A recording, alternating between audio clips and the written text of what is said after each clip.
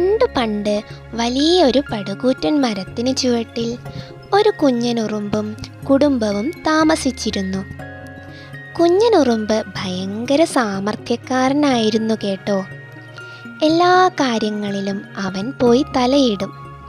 ഒരു ദിവസം അച്ഛനും അമ്മയും തീറ്റ തേടി പോയ സമയം കുഞ്ഞനുറുമ്പ് പതുക്കെ പുറത്തിറങ്ങി. അവന് മരത്തിൻ്റെ മുകളിൽ കയറാനൊരു മോഹം. അച്ഛനും അമ്മയും വരുമ്പോഴേക്കും പെട്ടെന്ന് മരത്തിൽ കയറിയിറങ്ങാം. അങ്ങനെ അവൻ മരത്തിനു മുകളിലേക്ക് കയറാൻ തുടങ്ങി. ചില്ലകളിലൂടെ നടന്നു നടന്ന് അവൻ ഒരുപാട് ഉയരത്തിലെത്തി കേട്ടോ. ദൂരെ